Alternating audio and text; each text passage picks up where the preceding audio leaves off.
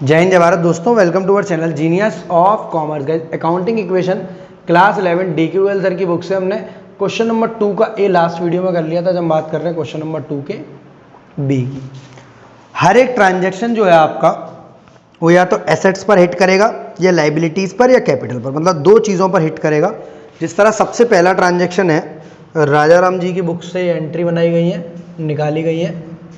Transaction हम इसलिए लिख रहे हैं ताकि चीज़ों को थोड़ा सा समझ सकें, अदरवाइज बुक में आपके जो ट्रांजैक्शन दिए हैं और एग्ज़ाम में आएंगे, आपको उनको लिखने की बिल्कुल भी आवश्यकता नहीं है एग्ज़ाम में। मतलब आपका एग्ज़ाम का फॉर्मेट यहाँ से शुरू होगा, एसेट साइड से स्टार्ट। अगर बिजनेस कर रहे हो आप कैश में 1,20,000 रुपीज़ का, तो आपके लिए कैश आ जाएगा दोस्त 1,20,000 रुपये का। क्या आ जाएगा? कैश आ जाएगा कितने रुपए का दोस्त? 1,20,000 का, 1,20,000 रुपये। और सिमिलरली आपकी कैपिटल बढ़ जाएगी कितने रुपए से? 1,20,000 रुपये से। यानी यहाँ इक्वेशन बनेगी, अभी हम वर्ड न्यू इक्वेशन नहीं बोल सकते, वो अगली वाले में बोलेंगे। यह वर्ड आएगा इक्वेशन कि 1,00,000 रुपये का कैश आ गया आपके पास, 1,20,000 रुपये का कैश आ गया आपके पास बिजनेस में। उसी अमाउंट को वर्ड बोल रहे हैं कैपिटल। अगर वो डिफरेंट एसेट्स लाता, बिल्डिंग, प्लांट, मशीनरी, फर्नीचर, तो आप डिफरेंट एसेट्स के नाम यहाँ लिखते और कैपिटल के बराबर रखते, जिस तरह आप जर्नल एंट्री बनाते समय करते थे, cash account debit to capital. एकदम सिंपल है। हर एक क्वेश्चन में पहला पॉइंट यही आ रहा है आपका। Purchase a typewriter for cash 8,000 for office use. भाई साहब का ट्रांजेक्शन जो है वो है कि एक टाइपराइटर खरीद रहे हैं। परचेज्ड अ टाइपराइटर, इस ज़माने में ज़रूरत तो नहीं है, बट हो सकता है क्वेश्चन पुराने ज़माने का हो। बागबान मूवी देख लियो इन्होंने। Purchase a typewriter ₹8,000 for cash. Cash लिखने की ज़रूरत नहीं, इसी से समझ में आ रहा है हमें। वैसे फॉर ऑफिस यूज़ भी लिखने की ज़रूरत नहीं, इसी से समझ में आ रहा है हमें। बट अगर यहाँ कहीं पर्सनल यूज़ हो जाता बेटा, तो ये ड्राइंग्स में तब्दील हो जाता। तो बेसिकली आप जब टाइपराइटर लेकर आओगे तो मुझे बताओ आपके यहाँ से पैसा जाएगा नहीं जाएगा? सर जाएगा। और लिख रहा है फॉर कैश, मतलब आपने कैश में खरीदा है इसको। सिंपल, एक एसेट आ गई और दूसरी एसेट चली गई। दूसरी एसेट कौन सी चली गई? कैश आपकी। कौन सी गई है? Asset typewriter. बेसिकली जब हम जर्नल एंट्रीज करते हैं तो टाइपराइटर हो, मोबाइल फ़ोन हो, कंप्यूटर हो, लैपटॉप हो, सबको ऑफिस इक्विपमेंट वर्ड में डाल रहे हैं। पर आपके बुक में नीचे आंसर में जो टाइपराइटर में डाल रहा है, इसलिए हम इसे 8,000 रुपये से नई एसेट क्रिएट कर देंगे, नोन एज टाइपराइटर। यानी पहले 1,20,000 रुपये था आपके पास, एक टाइपराइटर आपने खरीदा तो आपके हाथ से 8,000 रुपये चले गए। 8,000 का बैलेंस कैश में से कम हो गया और टाइपराइटर के बैलेंस में जाके जुड़ गया। इस चीज़ से ना लाइबिलिटी को कोई फर्क पड़ेगा दोस्त, और ना कैपिटल को कोई फर्क पड़ेगा। बस ये पता है कि assets equals to liabilities plus capital होती है। एसेट्स 1,12 प्लस 8, 1,20,000 की है, लाइबिलिटी 0 रुपए की है, और कैपिटल भी कितने रुपए की हो जाएगी? 1,20,000 रुपए की। कैपिटल कितने रुपए की हो जाएगी दोस्त? 1,20,000 रुपए की। वर्ड आ गया न्यू इक्वेशन। न्यू इक्वेशन मतलब इक्वेशन में चेंज आया है थोड़ा सा। इक्वेशन में क्या आया दोस्त?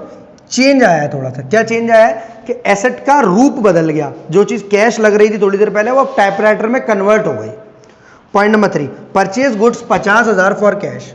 गुड्स खरीदे हैं 50,000 रुपए के, 50,000 रुपीज के।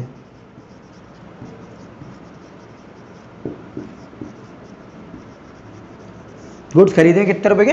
50,000 रुपए के। अगर आप 50,000 के गुड्स खरीदोगे तो मुझे बताओ पैसा कम हो जाएगा नहीं हो जाएगा? जी सर, जैसे टाइपराइटर खरीदा पैसा कम हुआ, ऐसे ही गुड्स खरीदेंगे तो भी पैसा कम हो जाएगा। 11 में से 5 गए 6, आपका कैश रह जाएगा आपके हाथ में 62,000 का। क्या इस चीज़ से टाइपराइटर को कोई फर्क पड़ेगा? सर बिल्कुल नहीं। हमने टाइपराइटर थोड़ी ना खरीदा है, टाइपराइटर थोड़ी ना बेचा, हमने गुड्स खरीदे, गुड्स। और गुड्स के लिए जिस तरह आप जर्नल एंट्री करते समय वर्ड लेते थे परचेज और सेल्स, यहाँ वर्ड लोगे आप स्टॉक। यानी आपके हाथ में स्टॉक बढ़ गया है कितने रुपए से? 50,000 रुपये से। जो सामान आप बेचने के लिए खरीदते हो उसको दोस्त स्टॉक बोलते हैं। क्या बोलते हैं? स्टॉक बोलते हैं। और अगर आप मार्केट से सामान खरीद कर लाओगे दुकान में बेचने के लिए, तो आपका पैसा कम हो जाएगा और स्टॉक बढ़ जाएगा। स्टॉक प्लस हो गया और कैश माइनस हो गया। स्टॉक में एंट्री आ गई कि स्टॉक आ रहा है, आ चुका है, आ गया है। इससे ना लाइबिलिटी को कोई फर्क पड़ेगा और ना कैपिटल को कोई फर्क पड़ेगा। लाइबिलिटी और कैपिटल को कब फर्क पड़ता है दोस्त? जब आपका ये स्टॉक क्रेडिट पर खरीदा जाता तो यहाँ क्रेडिटर नाम से लायबिलिटी आती, हो सकता है ऐसी एंट्री आगे आने वाली हो। यानी हमारी न्यू इक्वेशन के हिसाब से हमारा जो कैश है वो कम हो गया, पहले 1,12,000 का हुआ करता था, 50,000 हम किसी को पेमेंट कर आए हैं अभी अभी, इसकी एंट्री बनती है purchases account debit to cash, cash to credit हो रहा है कैश, यानी कैश जा रहा है, कैश गोज आउट है। 1,12,000 में से 50,000 माइनस कर दिया, 62,000 का कैश बचा। 8,000 का टाइपराइटर है, इसको बेसिकली ऑफिस इक्विपमेंट लिखा जाता है, तो मैं लिख दे रहा हूँ वर्ड ताकि आप कंफ्यूज ना हो जाए। सर एग्जाम में क्या लिख कर आए बेटा, जनरल एंट्री में तो ऑफिस इक्विपमेंट ही वर्ड आता है, ठीक है, टीचर्स को काटना नहीं चाहिए, टाइपराइटर भी लिख दिया बच्चे ने तो कोई दिक्कत नहीं है, बट अकाउंटिंग इक्वेशन अप्रोच में आप टाइपराइटर लिखो, ऑफिस इक्विपमेंट लिखो, कोई आपका सवाल नहीं काटेगा। स्टॉक 50,000 रुपये का आपका बढ़ गया, ये स्टॉक के नाम से जाएगा। अगर हम बैलेंस शीट बना रहे हैं चीज़ तो सर ये बैलेंस शीट क्या होती है अभी सीखोगे आप। पॉइंट नंबर 4, देखो जैसे जैसे इक्वेशन बढ़ती जा रही है, जैसे जैसे ट्रांजैक्शन होते जा रहे हैं, वैसे वैसे इक्वेशन में चेंज आ रहा है। क्या चेंज आ रहा है कि कोई एसेट घट रही है और कोई एसेट बढ़ रही है, मतलब कुल मिला के जो भी ट्रांजैक्शन हो रहा है वो एसेट्स के बीच में हो रहा है। अभी ना लायबिलिटी की कोई एंट्री हो रही है ना कैपिटल की हो रही है। कैपिटल की कब होगी, 3 चीजें याद रख लो, आप एडिशनल कैपिटल लाओगे या ड्रॉइंग्स करोगे, एक्सपेंसेस पे करोगे या इनकम होगी, इन 3 केसेस में आपका कैपिटल दिक्कत करेगी। सिंपल ट्रांजैक्शन बता रहा हूं, 2 कॉन्सेप्ट वीडियो से रिलेटेड, एक बार जरूर देख लेना दोस्त।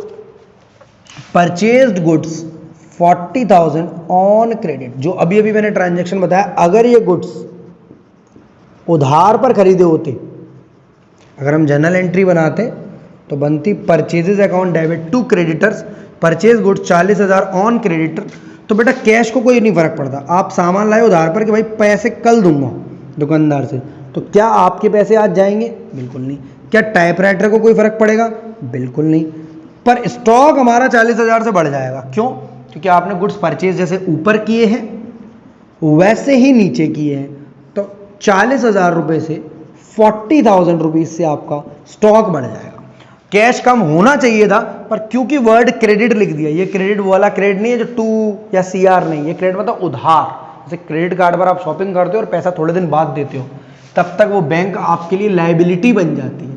किस टाइप की लायबिलिटी होती है बेटा? एक क्रेडिटर्स वाली लायबिलिटी। कौन सी लायबिलिटी होती है? क्रेडिटर्स। कब? जब आप गुड्स खरीदोगे तभी इंपैक्ट आएगा, या इनको पेमेंट करोगे तभी इंपैक्ट। शुरू से लेकर 0,0,0,0,0,0,0,0 यहाँ पर आके पहली बार 40,000 से बढ़ गई लायबिलिटी। क्यों बढ़ गई? क्योंकि आप पैसे देकर नहीं आए हो, अगर पैसे देकर आते तो कोई दिक्कत नहीं होती। अब बात समझना, एक बार इक्वेशन चेक कर लें, हम बार बार कभी चेक ही नहीं कर रहे।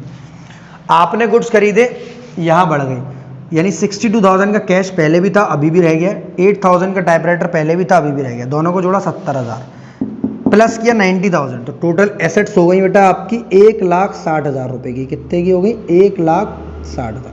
एक बार उधर अगर जोड़ेंगे 1,60 हो गया, 40,000 की लायबिलिटी है आपकी और 1,20,000 की कैपिटल है, दोनों को जोड़ोगे आपका आंसर आएगा 1,60,000। यानी इक्वेशन बराबर चल रही है, यानी हमारा आंसर अब तक सही है, हमें इसमें कोई नंबर नहीं काटेगा, पूरे नंबर मिलेंगे। सर अगर कुछ गलत हो गया, हाँ तो स्टेप मार्किंग मिलती है, 10 नंबर का क्वेश्चन है तो 2 नंबर आंसर के होते हैं लास्ट वाले, बाकी 7-8 पॉइंट एक नंबर के होते हैं। आप goods costing 60,000 sold for 80,000 on credit, मजेदार एंट्री है, यहां बहुत सारी चीजें इंपैक्ट होंगी।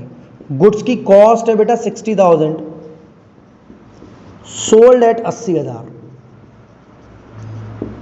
पर क्रेडिट पर है कहानी, वहां वर्ड लिखा है आगे क्रेडिट। क्रेडिट का मतलब क्या है? उधार। जिस तरह आप किसी से उधार लाए हो, आपसे भी कोई उधार लेने वाला है, यानी आप किसी के संग गलत करोगे तो आपके संग भी कोई गलत करेगा, आप किसी के संग अच्छा करोगे तो आपके संग भी अच्छा होगा। यानी आपने 60,000 का सामान 80,000 में बेचा, अगर ये सामान कैश पर बेचा होता, कुछ भी नहीं लिखा होता, वर्ड क्रेडिट नहीं लिखा होता, तो हम क्या मानते? कैश में बेकार है। तो आप 80,000 बढ़ाते कैश से और स्टॉक घटाते 60 से, और बचा हुआ 20,000 का मुझे प्रॉफिट हुआ है, और प्रॉफिट पर हक होता है ओनर का, जिसका ये बिजनेस है, प्रोपराइटर का, मिस्टर राजा राम का, और वो अपने खाते कैपिटल में जोड़ लेगा।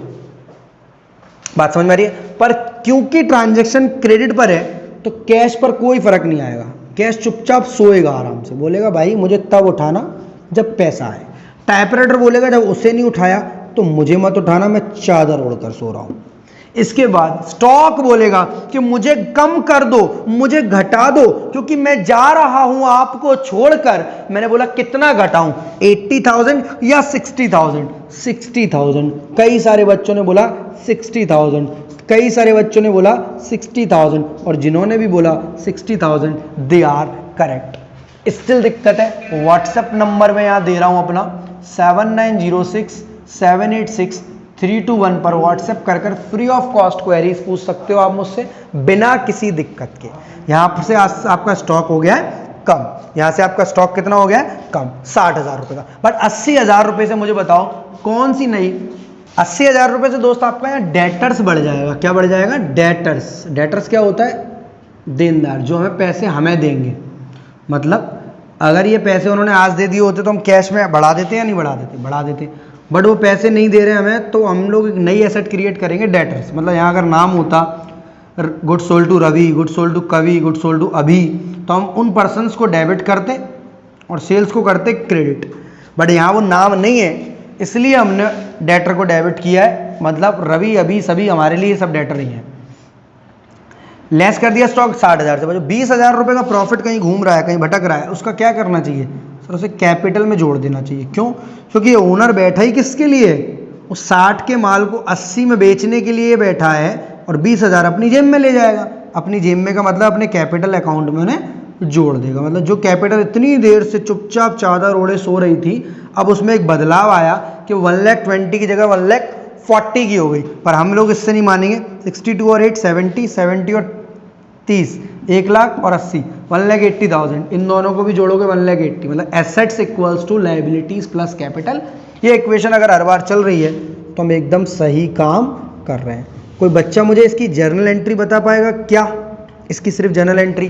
बेटा जर्नल एंट्री में 60,000 का कोई काम नहीं है। वहाँ सिंपल एंट्री बनेगी, जो भी नाम है इसका, रवि, अभी, कभी, सभी, या debtor account debit to sales, debtors account debit to sales. Sales को क्रेडिट करेंगे 80,000 से और डेटर्स को भी डेबिट करेंगे 80,000 से। यानी ये 60 का स्टॉक और वो 20 का प्रॉफिट दोनों मर्ज होकर सेल्स के अकाउंट में देते हैं। सेल्स प्रॉफिट के संग जुड़ती है। Next point, paid rent 1500 and salary 2,000। Rent पे किया 1500 एंड सैलरीज 2,000। अगर हम जर्नल एंट्री बनाते तो लिखते rent account debit salary account debit to cash, या rent account debit to cash 1500 और salary account debit to cash 2,000। Basically हमारा कैश 3,500 रुपीज से कम हो जाएगा। कितने से? 3,500 रुपये से। इधर से एम्प्लॉय आया, उसे दी सैलरी, वो चला गया, कैश लेकर चला गया। कितने रुपए का? 1,500 का। उधर से हमारा रेंट वाला आया, वो एम्प्लॉय आया 2,000 लेकर चला गया। उधर से रेंट वाला ओनर आया हमारा, वो 1,500 लेकर चला गया। यानी दोनों लोग हमारे से 3,500 रुपये ले गए। हमारा पैसा कम हो गया। पैसा हमारा कितना रह जाएगा फिर? 62,000 में से अगर 3,500 माइनस कर देंगे तो एंट्री आएगी 58,500। कितना कैश कम हो गया बेटा? 3,500 का। पर ये जो 1,500 और 2,000 सैलरी और रेंट का है, ये कहाँ से माइनस प्लस करूँ बताओ मुझे?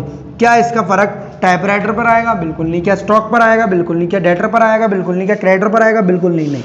सर प्रॉफिट कमाने के लिए अगर ओनर बैठा है, कैपिटल बैठी है, तो एक्सपेंसेस और लॉसेस को भी इससे ही झेलना पड़ेगा। मतलब अगर सुख हमारे लिए है तो दुख भी हमारा ही है। ठीक है? यानी जब भी कोई खर्चा पे करोगे, जनरली आप कैश से कम करोगे और कैपिटल से माइनस करोगे। सिंपल। सर अच्छा ऐसी बात है? जी सर ऐसी बात है। आप इनका टोटल लगाओगे, इन सभी का आप जब टोटल लगाओगे तो यहाँ पर आपका टोटल आएगा 1,76,500। क्या टोटल आएगा बेटा? 1,76,500। इस सारी एसेट्स का, इधर लायबिलिटीज प्लस कैपिटल का भी आएगा 1,76,500। इट इज अगेन क्या बन गई है? New equation. क्या बन गई है? New equation. तो 6 पॉइंट आपके सिंपल कैसे हो गए कि सर कब कौन से में, मतलब पॉइंट नंबर, क्वेश्चन नंबर 1 और 2A के मुकाबले सबसे बेस्ट क्वेश्चन है 2B रिवीजन पर्पस के लिए। बहुत सारी नई चीजें हैं इसमें। Received 800 for commission. 800 रुपए मिले हैं आपको कमीशन के। 800 रुपए मिले हैं आपको काय चीज के बेटा? कमीशन के। जब 800 रुपये आपको कमीशन के मिले तो मुझे बताओ पैसा बढ़ेगा नहीं बढ़ेगा? सर बढ़ जाएगा। कितने रुपए से? 800 रुपये से। कितना हो जाएगा? 59,300 रुपीज़।